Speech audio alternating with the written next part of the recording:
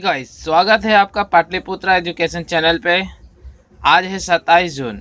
27 जून से जितने भी करंट अफेयर्स के इम्पोर्टेंट क्वेश्चन बनते हैं वो आज मैं डिस्कस करने वाला हूँ। मैं हर दिन आपको 10 क्वेश्चन करंट अफेयर से जुड़ी मैं बताता हूँ और उसके डिटेल्स आज जानेंगे। तो वीडियो शुरू करने से पहले मैं एक बात बता दूँ, आप मुझे अगर फॉलो करना चाहते हैं तो मुझे आप फॉलो कर सकते हैं। फेसबुक पे फॉलो कर सकते हैं, इंस्टाग्राम है, ट्विटर है, टेलीग्राम है, व्हाट्सएप ग्रुप ज्वाइन कर सकते हैं और इस चैनल को सब्सक्राइब कर सकते हैं आप। ठीक है दोस्तों, तो चलिए आज की वीडियो स्टार्ट करते हैं। और एक चीज़ जान लीजिए, वीडियो स्टार्ट करने से पहले इस वीडियो का पीडीएफ लिंक एक साथ पाने के लिए आप हमारे टेलीग्राम चैनल को ज्वाइन कर लीजिए।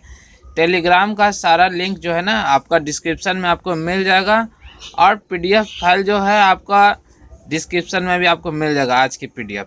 तो चलिए स्टार्ट करते हैं। आज का पहला क्वेश्चन है, कुशीनगर हवाई अड्डा जिसे अंतर्राष्ट्रीय हवाई अड्डा घोषित किया गया है भारत के किस राज्य में स्थित है?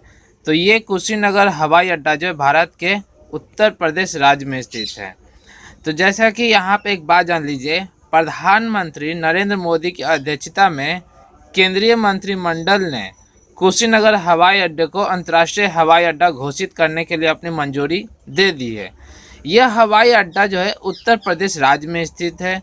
कुशीनगर के बारे में आप कुछ जान लीजिए। कुशीनगर एक बौद्ध सांस्कृतिक स्थल है, क्योंकि यहाँ पे भगवान बुद्ध का जन्म हुआ था और अंतर्राष्ट्रीय हवाई अड्डे के रूप में इसकी घोषणा इसकी श्रावस्ती जो कपिल वस्ती और लुम्बिनी सहित कई अन्य बौद्ध स्थल के लिए कनेक्टिविटी में सुधार लाने के लिए ऐसा किया गया है। यह स्थान अंतर्राष्ट्रीय सीमा के पास है। इससे क्षेत्र के पर्यटन और आर्थिक विकास में सुधार होगा।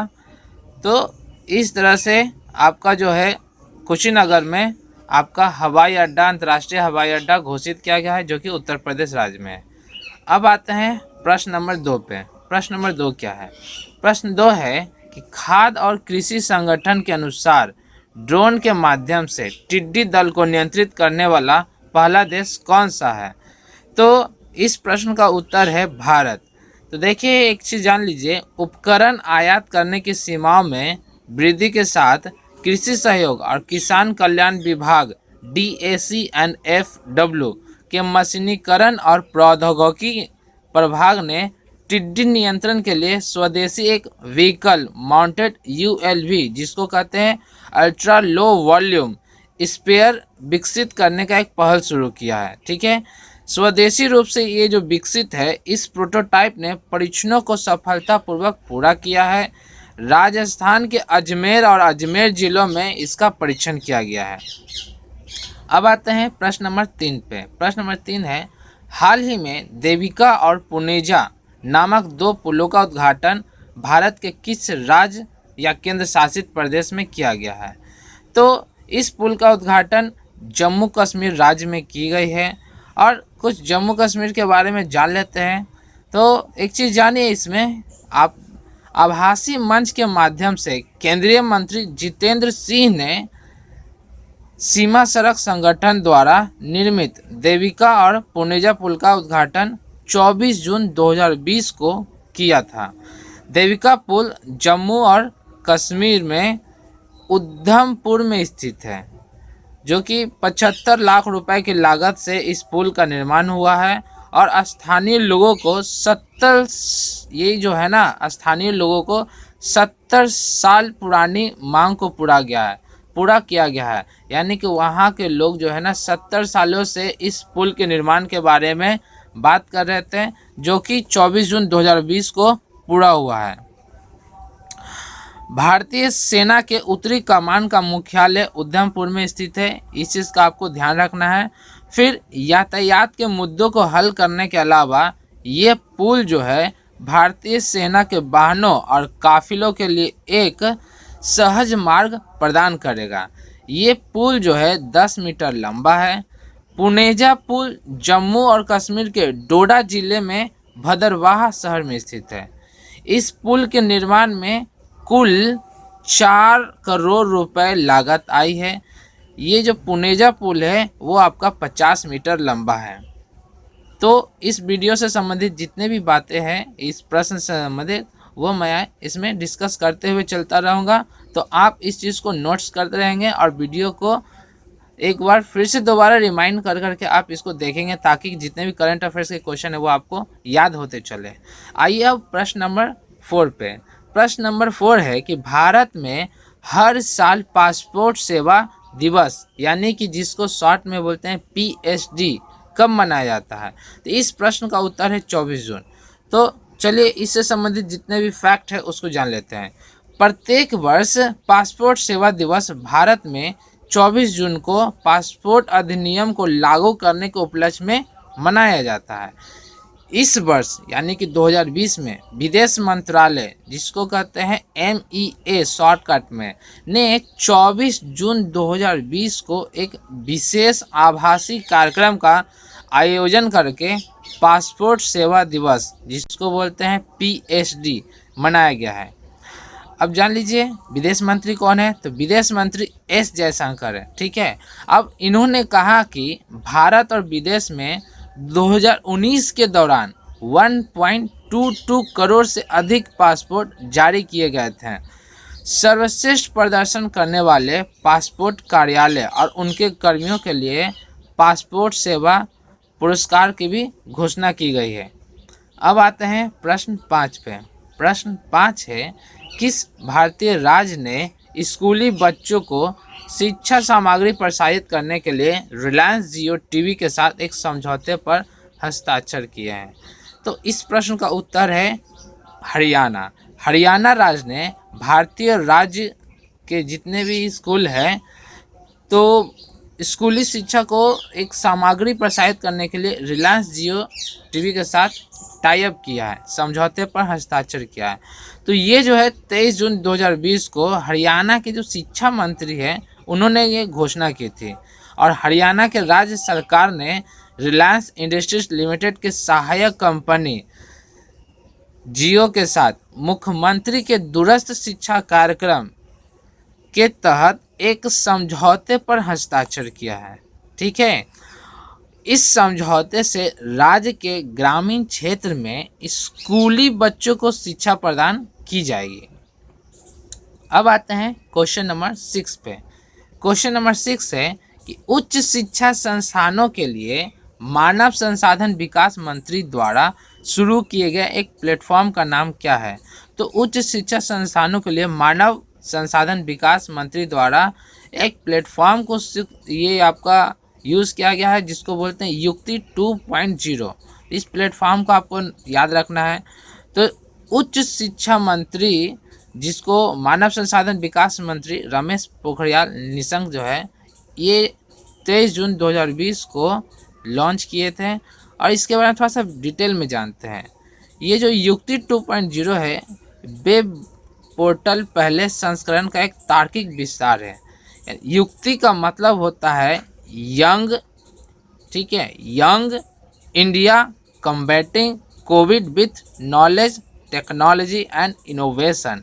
फिर से ध्यान दीजिएगा, युक्ति बाई स्टैंड फॉर यंग, ठीक है, बाई, फिर आता है आपका India combating Covid with knowledge technology and innovation. तो युक्ति का ये फुल फॉर्म होता है। उच्च शिक्षा संस्थानों से कई बेहतरीन समाधानों की पहचान के लिए ये युक्ति पोर्टल को लॉन्च किया गया है, ताकि युवाओं को सोच अधिक अभिनव हो। ठीक है। अब आते हैं प्रश्न 7 पे। प्रश्न 7 है, किस ई कॉमर्स पोर्टल ने विक्रेताओं को मूल्य देश का उल्लेख करना अनिवार्य किया है? तो इस प्रश्न का उत्तर होता है गवर्नमेंट ई मार्केट प्लेस, जिसको शॉर्टकट में GEM कहते हैं। Government, G stand for government और ई मार्केट प्लेस। तो इसके बारे में कुछ फैक्ट है वो जानते हैं। गवर्नमेंट ई मार्केट प्लेस सरकारी निकाय के लिए एक ऑनलाइन खरीदारी का एक मंच है। गवर्नमेंट ई मार्केट प्लेस ने सभी नए उत्पादों को पंजीकृत करते समय विक्रेताओं को मूल्य देश का उल्लेख करना अनिवार्य कर दिया है। GEM यानी गवर्नमेंट ई मार्केट प्लेस वाणिज्य और उद्योग मंत्रालय के तहत एक विशेष प्रयोजन वाहन है। नए विक्रेताओं को अनिवार्य करने के अलावा जीईएम उन विक्रेताओं को भी अनिवार्य करता है जिन्होंने पहले ही अपने उत्पादों को मूल देश को अपडेट करने के लिए अपलोड कर दिया था। यदि कोई विक्रेता इन दिशा निर्देशों का पालन नहीं करता है तो उन्हें एक चेतावनी दी जाती है और दी जाएगी कि यदि उनके उत्पाद अपडेट नहीं किए जाते हैं तो उन्हें हटा दिए जाएंगे। तो ई गवर्नमेंट से जितने फैक्ट है वो मैंने इसमें क्लियर कर दिया है। अब आते हैं प्रश्न 8 पे। प्रश्न 8 है कि पीएम केयर्स फंड से हाल ही में 1000 करोड़ रुपए के पहले आवंटन के लाभार्थी कौन है? तो इस प्रश्न का उत्तर होता है प्रवासी श्रमिक। तो जानिए इसमें क्या है।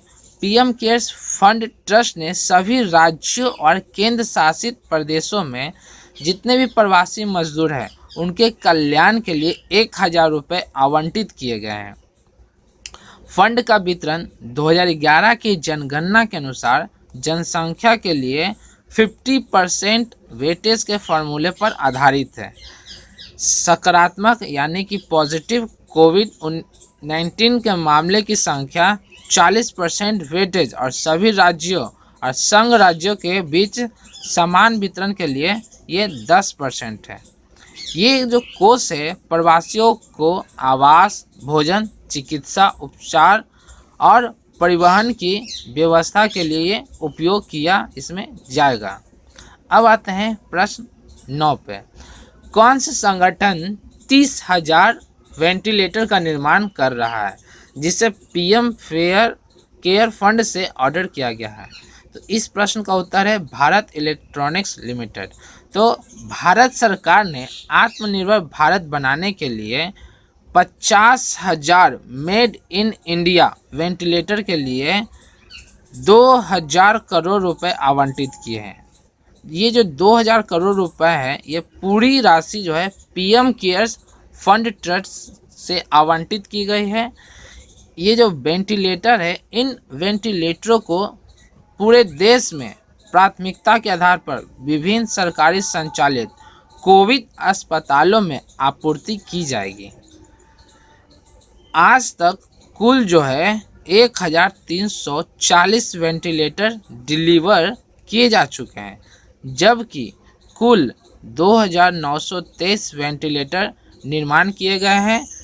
30 जून तक 14,000 वेंटिलेटर देश भर में विभिन्न सरकारी कोविड अस्पतालों में वितरित किए जा चुके होंगे।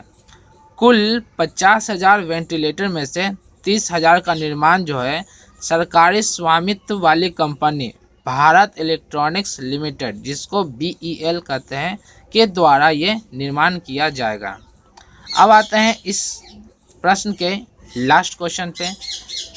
लास्ट क्वेश्चन है कि इंडियन रेड क्रॉस सोसाइटी के द्वारा एक वीडियो कॉन्फ्रेंस के माध्यम से ई ब्लड सर्विस मोबाइल ऐप को लॉन्च किया गया है। तो ये किसके द्वारा लॉन्च किया गया है?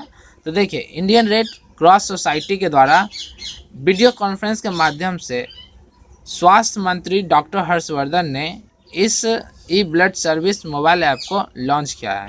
तो केंद्रीय स्वास्थ्य और परिवार कल्याण मंत्री डॉक्टर हर्षवर्धन ने 25 जून 2020 को एक वीडियो कॉन्फ्रेंस के जरिए इंडियन रेड क्रॉस सोसाइटी के द्वारा विकसित ई ब्लड सर्विस मोबाइल ऐप को लॉन्च किया गया। तो इस ऐप के बारे में जान लीजिए। इस ऐप के माध्यम से एक समय में 4 यूनिट रक्त की आवश्यकता को पूरा किया जा सकता है और ब्लड बैंक जो व्यक्ति होंगे उससे वो 12 घंटे तक इसको इकट्ठा करने के लिए इंतज़ार करेगा। मतलब ब्लड बैंक जो है, जो भी व्यक्ति ब्लड बैंक से रक्त को इकट्ठा करना चाहता है तो उनके लिए 12 घंटे का समय सीमा है। ये ऐप मदद मांगने वाले लोगों को रक्त यूनिट पाने में बहुत ही आसान बनाती है। तो जितने भी वीडियो में आज के मोस्ट इम्पॉर्टेंट 10 क्वेश्चन डिस्कस हुए हैं, इसको आप खबरी ऐप पे भी सुन सकते हैं। खबरी ऐप का लिंक जो है डिस्क्रिप्शन में दिया हुआ है।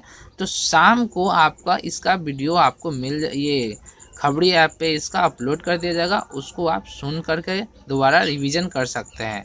और इस पीडीएफ को ज़्यादा से ज़्यादा लोगों तक शेयर करिए और हमारी यूट्यूब चैनल को सब्सक्राइब कीजिए। ठीक है दोस्तों, फिर मिलते हैं अगले वीडियो में। तब तक के लिए जय हिंद, जय भारत।